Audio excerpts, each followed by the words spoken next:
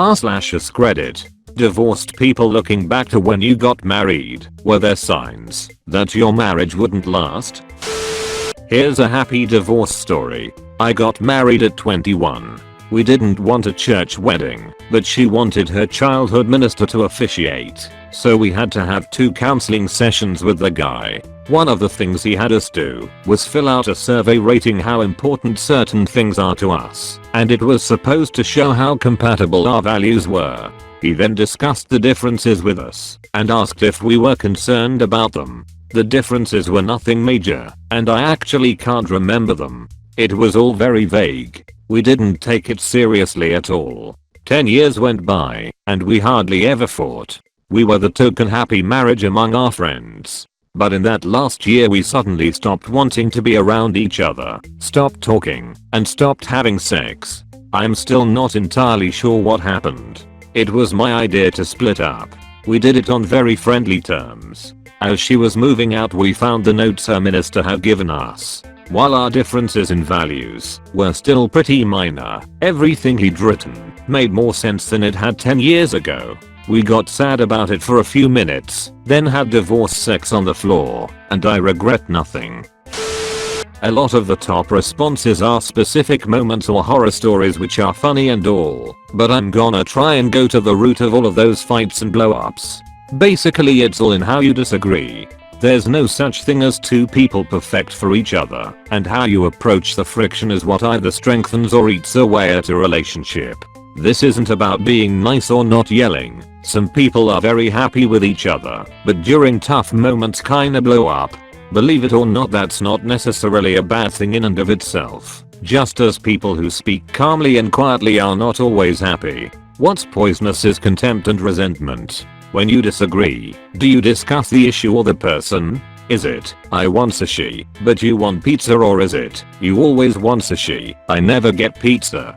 Subtle difference, but those little things are so much more important than most people realize. The latter phrase shows the person is the problem, uses absolute always/never language which pushes the other away, shows that someone is keeping score, and thus not letting go of negative feelings, resentment, and a sense of blaming the partner for causing the pain and disregard for the partner's desires, contempt. Once the problem is your partner, rather than the situation/issue/disagreement/etc, then you're on the road to unhappiness, no matter how you slice it.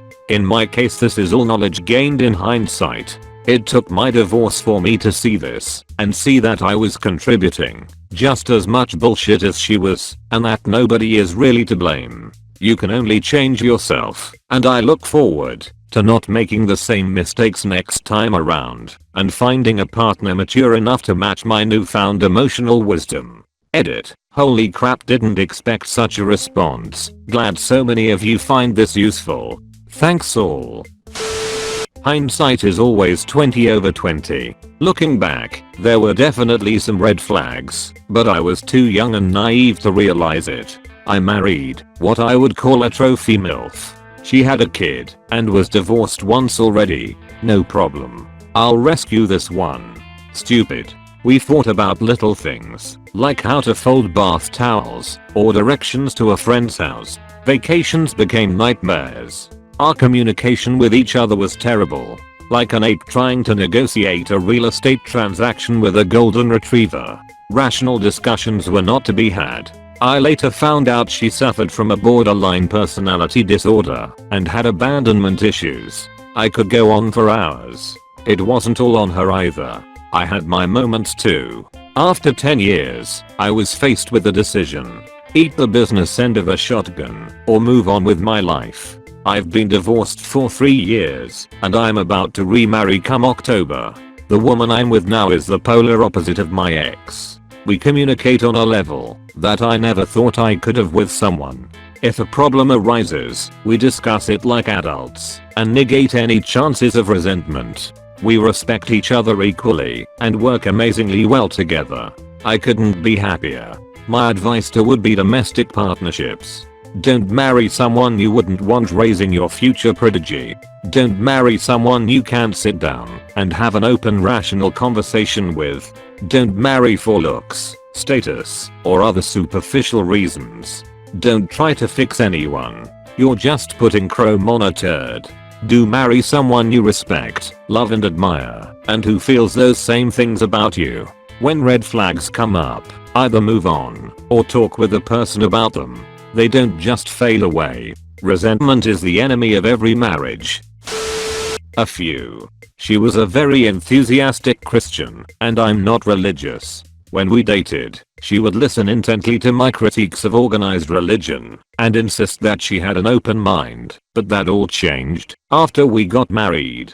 She would break things and hit me quite a lot. I never thought about female on male domestic violence much, until it was a regular part of my life. About once per month, while we were married, she would get very angry during relatively mild arguments and break things. For instance, slam a door until it came off its hinges, take all of the Pyrex outside and smash it on the driveway. When she calmed down, she never gave an apology and usually insisted that I take part of the blame for how things went down. About once every 6 months, she would hit me hard enough to leave bad bruises. The last straw was when she hit me with the steel rod on the back of a caulking gun, putting me in the hospital with broken ribs and concussion. She would follow me to work. I never thought about this one until recently, but there were multiple occasions on which I caught her driving by my bus transfer station while I was on my way to work, miles away from her house and in the opposite direction of her workplace. On the times I would see her drive by, she would stop and tell me that she forgot to ask me something. I had a cell phone, though. Now it makes me wonder how many times she drove by without my noticing it. She isolated me from my friends and family. After we got married, she would refuse to visit with my parents, saying that my mom was too controlling and my dad was too antisocial. She would demand that I not hang out with my friends, mostly because they were morally repugnant or a bad influence. She even accused me of cheating on her a few times, even though we spent nearly every day together, and she always insisted in knowing where I was and whom I was with. Now that I've read other people's stories on Reddit, it makes me wonder if she was cheating and using the accusations to assuage her own guilt. For about 2 years of the 4-year marriage, she did not work and had a lot of free time, but I can't say that for certain. After we separated, I went to counseling, and they talked a lot about how her behavior was typical of an abuser, isolation, blaming the victim, etc. I'm almost 3 years past the initial separation, and I'm still really messed up and still don't really know how to deal with it. Unfortunately, the signs weren't clear for me until after we got married. He was fucking Prince Charming before then. After we got married, he banned me from speaking to certain guy friends because he felt they didn't have the right intentions, because I'm the kind of gal who can be tricked into sleeping with anyone apparently. Then he started controlling what I wore, what I listened to music wise, where I was allowed to go, etc. Then he lost his job 6 months in, and shit got worse. We moved back in with my mom. He refused to get a job. Every time I'd ask him if he looked, he would freak out. I was working 40+ hours a week, still cooking and cleaning, and we were living with my mom. He stopped even sleeping in the same bed as me, and would play video games all night. He eventually moved his best friend in, who got kicked out of his house, who also refused to get a job. So I had 2 unemployed men to take care of. About a year into our marriage, 6 months into him being jobless, I tried standing up for myself. I wanted to go see one of my friends, one of the ones who I was banned from speaking to help him fix his car, and he freaked out. I basically told him I didn't care, he needed to trust me, and I was going. He started texting his friends so they would come and jump the guy with him. I knew what he was doing, and I asked to see his phone, and that's the first time he threw me across the room. I still went to help my friend with his car. Over the next few weeks he got increasingly more violent, choke slamming me, throwing me around. Since I stopped doing what he said, I finally said I don't know if I can do this anymore. He slammed me up against a wall and asked what I said our marriage, and he flipped out. Me and my little sister, who was pregnant at the time, and the dog hid in my car, locked, as he left, while throwing things at my car. The split up lasted maybe a month, all the while I got death threats from him and his family members, harassing texts from him and his friends, and when he finally begged for me to let him back into my life, I complied because I was so afraid. He also promised he'd find a job, he'd take care of me and he'd change. That change lasted maybe another 2 months, and things went back to normal. He constantly reminded me this time that if I ever left again he'd kill me. If I stood up to him in the slightest, he would scream at me, throw me around, chokeslam me to the ground, his personal favorite, and I kept working, making all the money, while he didn't have a job, buying his cigarettes, and fucking Red Bull 3 times a day and his beer for him and his friends, and whatever else he wanted, because if I didn't, who knows. I was terrified. I was considering suicide. I started medication. I was having panic attacks constantly. He started telling me that he never wanted to have kids with me, which he knew, when we got married, was something I've always wanted. I had a sneaky suspicion he was cheating on me, but I never confronted him, just stopped sleeping with him for my safety, which further proved my suspicions, because he didn't care. He broke me to the point where I was crying every day, I couldn't smile, and I wasn't an empty shell to be around. We weren't sleeping together, we never went anywhere. He would get mad if I said thank you to a waiter at a restaurant, so what was the point? We were almost dead broke from him wanting to buy things out of our means, and with him not working. He started hanging out at his friends' houses more, and one day he told me he was going to one of their houses and he'd see me later. This was at about noon on a Thursday. I stayed home because I knew I shouldn't go anywhere, nor did I want to. I fell asleep on the couch waiting up for him. I woke up at 2:30 in the morning and called him to see where he was. He freaked out saying I was being too needy, and I said, well, you know it's 2:30 AM on a weekday. Most husbands would be home right now. He said I was being a bitch and he wouldn't come home, so in a moment of rare bravery, I asked him if he wanted his things on the front porch. No answer. So I said, okay, do you want to be married anymore? And he just said no. So I said, okay, why? His response, you ask too much of me. I said okay, and hung up the phone. I will never forget that cry. It was the feeling of being cheated, the realization that I had wasted 2 years of my life, that I had lost all my freedoms, and in one fell swoop, I gained them back. It was a cry of utter relief. I never thought I would ever be free. I thought I was going to die that way. It was the happiest, loudest, most emotional cry of my life. I could never explain that moment, and I will never forget that feeling. I celebrated the next day by packing everything he owned and putting it on the front porch. I even gave him my wedding and engagement rings. I didn't want the money from them. My friends literally told me they could see the weight lifted off my shoulders in one day and that I was back.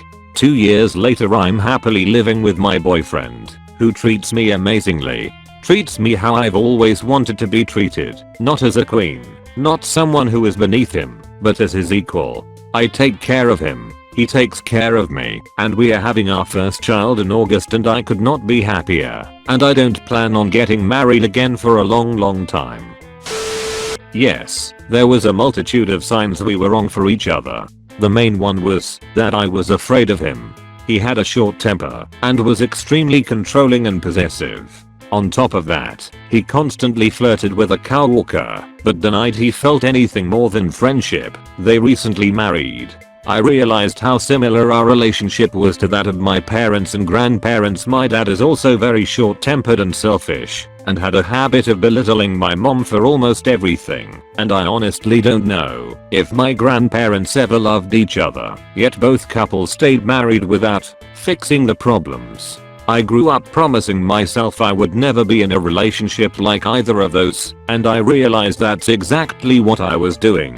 I was completely miserable and suicidal, and knew if I didn't end it, I would either be miserable the rest of my life, or I'd kill myself because of it. By the way, we tried working on it several times, and I tried breaking up with him several times before we were married and even engaged, but when he promised to change, it only ever lasted a couple weeks, and when I tried to leave him, he literally would not let me. The night I left, He blocked the door and pulled my suitcase out of my hands, shouting at me that I couldn't go.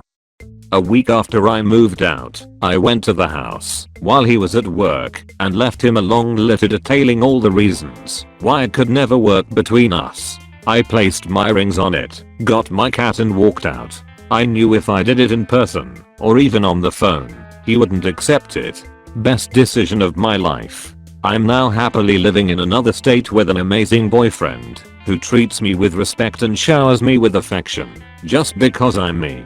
Life is so much better than it ever could have been with him.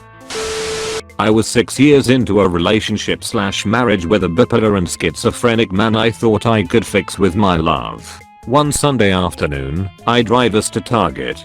We are walking past the hardware section, and for some reason he snaps. He then spends the next half hour following me around the store, telling me I'm a terrible, disgusting woman, a selfish bitch, a conceited cunt, that I'm not as smart as I think I am, that I'm ugly and need to take better care of myself. I make him sick. I finally have enough of trying to get my shopping done while ignoring him, so I go up to the registers and try to check out. The lines are long. He starts telling me that he's going to punch me in the face.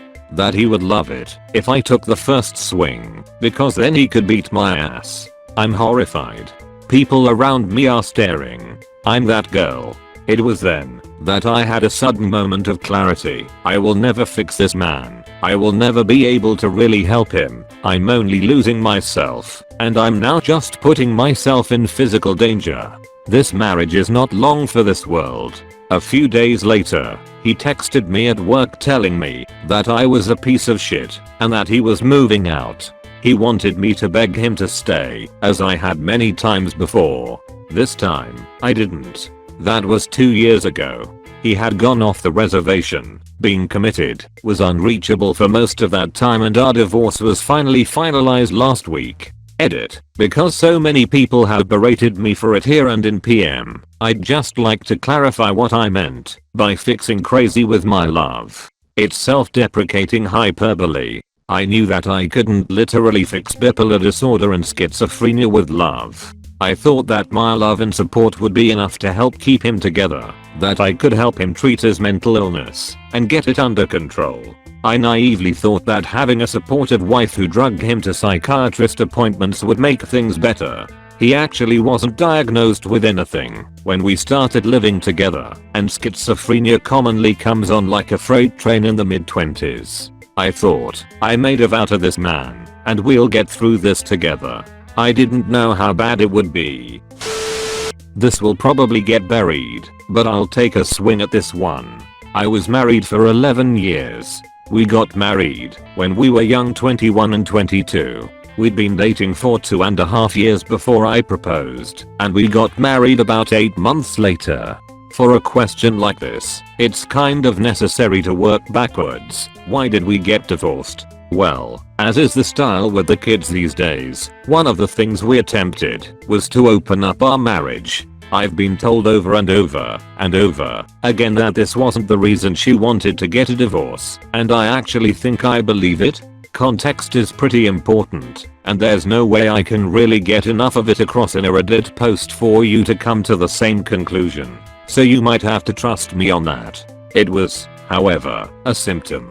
In my opinion, we got divorced because my ex-wife internalized way too many of her own feelings. I'm not suggesting that she was a terrible person for that, but it left me without a really visible horizon.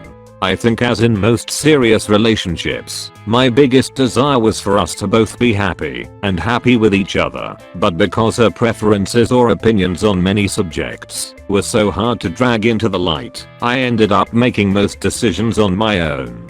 I remember trying very hard to get her opinion on a number of things, anything from the popular "where do you want to eat" all the way through what kind of car we should buy, should we put our IRA savings in X versus Y, or even should we have children.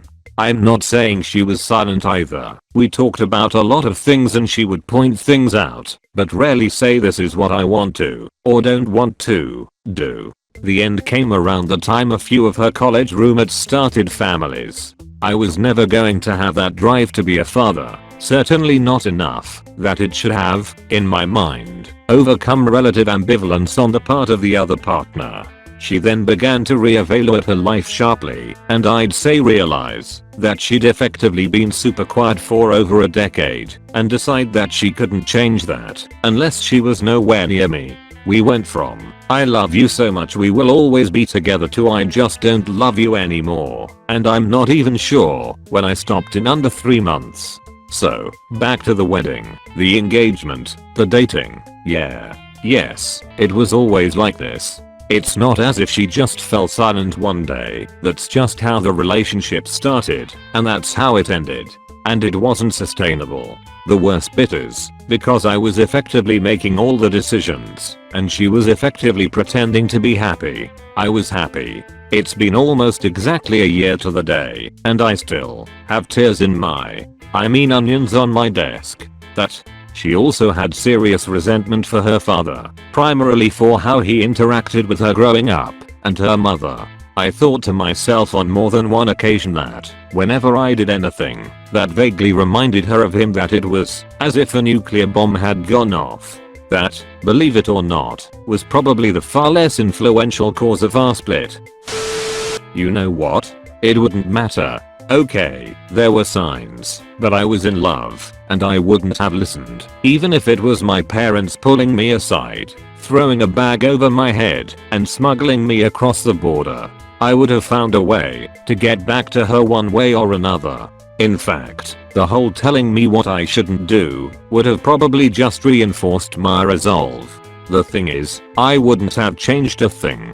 Yes, I was absolutely miserable. Yes, I became antisocial and gained a shitload of weight and lost interest in sex. Yes, I lost all my friends, some of my family, and most of my sanity. But that's just the depths we end up sinking to when we are not happy. I'm not some hippie granular sensitive ponytail motivational speaker, but I'll tell you this one thing I learned from it. I learned that I wasn't wrong to feel unconditional love for someone, but they had to be not only worthy of receiving it, but capable and willing to give it back in return.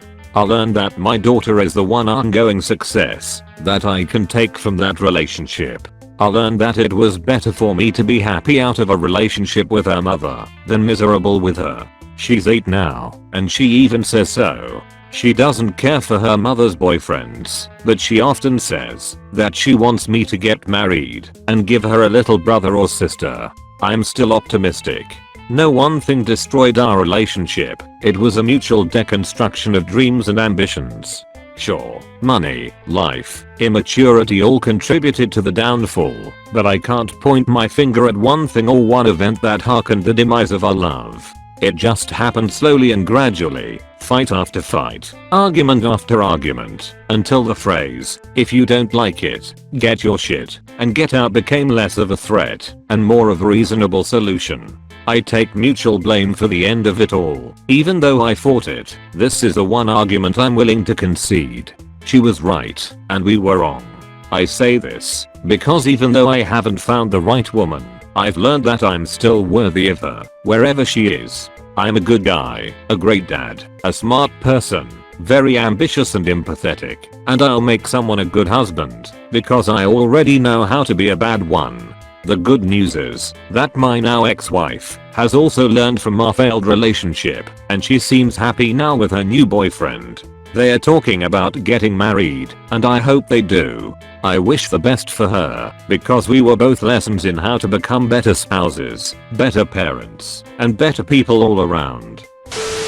When we first met, there was a bunch of shit hidden under her bed, junk she didn't have a place to put, and just shoved underneath to make her place seem neat. After a few years of being together and then married, I realized she was a borderline hoarder, keeping shit because it had some potential value and couldn't bear to throw it out. Eventually my 2.5 car garage turned into her storage room, and our large walk-in closet was completely filled with stuff she threw in there when guests came over, and it could no longer be used for practical things like, oh, what you wanted to wear for the day, because the closet could not be navigated.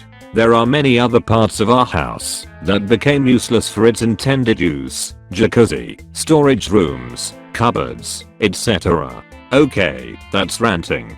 I tried to clean up a few times, but she simply didn't care. She had self-esteem issues and her only validation was through the kids. Buying fancy and expensive outfits, making sure they were top in their class, and involved in activities, etc.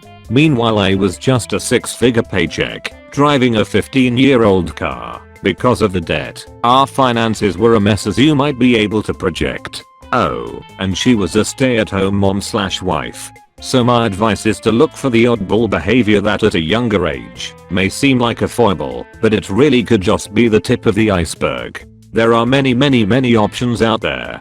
Do not settle. It's your one life. Make the right decision. And if you don't, get out as soon as possible and try again. And whatever you do, don't think that kids will make it better. They only make a bad marriage much worse. I'm happily divorced and know a lot more about the signals to look for in a potential mate and what to avoid. Gear with your gut about anything negative and bail early while you have the chance. That's a lot of preaching. I hope it helps somebody. I've known my wife since I was 17 years old, turned 30 a few weeks ago. Going into the marriage, I knew that we would be together forever. I had always encouraged honesty and open communication in our relationship and stood on those principles. I can remember honest discussions between the two of us about how we weren't going to ever leave each other and would always support and work toward our marriage. I thought we had a very solid support structure and knew I would love her the rest of my life. We fought occasionally, but we are both headstrong. The first week of December in 11 she told me she wasn't happy. The second week she told me she didn't love me anymore. The first week of January she wanted to separate, and at this point we are moving toward a divorce, unless she changes her mind. I've been hoping she'll change her mind for 4 months, for all the good it's done me. There were no signs that my marriage wouldn't last. She was telling me she loved me and how amazing I was a few days before she told me she was unhappy and might not love me. I still don't honestly understand what happened between the two of us, but I know that I haven't changed. Maybe that's the problem. Maybe what she wanted changed. I have no idea. Ultimately, what I'm getting at is that I knew my marriage would last forever from the moment I met her until the last time I begged her to stay and she said no. Thank you so much for watching the whole video. Please leave a like and subscribe.